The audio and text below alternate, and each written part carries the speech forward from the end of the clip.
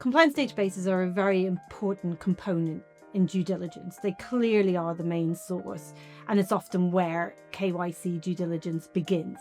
But if there are red flags raised there, that's not where it ends. And it's often just a symptom of a much broader picture.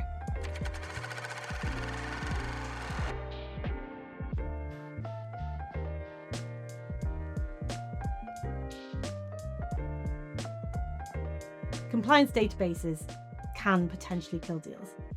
Now, I know that is quite a strong statement, but in my clients' experience, they have had quite a lot of hurdles, delays, and often deals falling through because of the information that has been shared or has been generated by the compliance databases to their counterparties. Would you agree with that, Phil?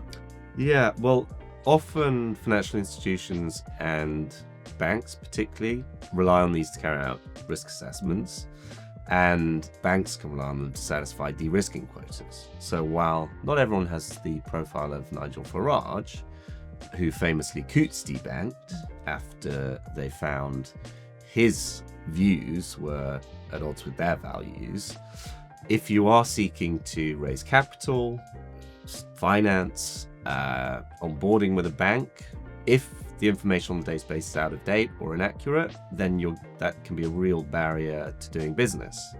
So in terms of that information, it's often harvested from many sources. And as you say, it can be outdated sources.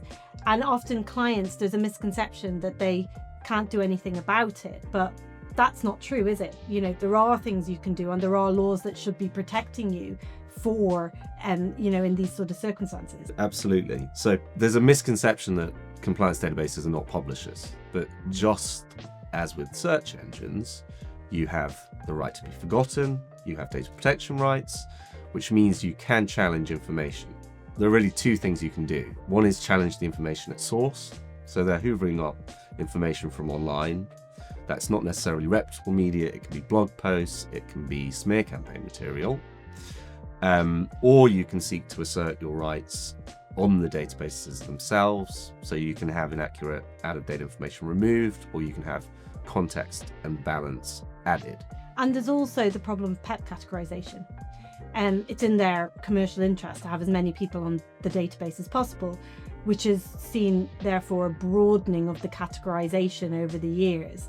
And that's why we now see more and more people, unfortunately, having that tag. And you can challenge that tag, can't you? Absolutely. I mean, often, given the commercial imperative to have as many people categorized as PEPs, they take a much broader view of what the definition is than any legal definition. So you have people with very tenuous or even non-existent links and relationships with actual PEPs or former PEPs, where they're included on the database and really they shouldn't be. And you can challenge that. We've had people successfully decategorized. We only had one last week, a client who was categorized as a PEP because his father had been a politician 30 years ago. That's obviously not relevant now and doesn't fall within the guidelines. So, they agreed to decategorize based on our complaint in that circumstance. And do things begin and end with the compliance databases? Compliance databases are a very important component in due diligence. They clearly are the main source, and it's often where KYC due diligence begins. But if there are red flags raised there, that's not where it ends. And it's often just a symptom of a much broader picture. So often it will lead to them looking deeper or more broadly into your profile. And this is why I would always recommend that you yourself look at your broader digital profile in particular and kind of look underneath, what's there about you, and do that proactively. Don't do it when you're in the high stakes moment. So conduct what we call a reverse due diligence on yourself proactively before you are in the high stakes moment.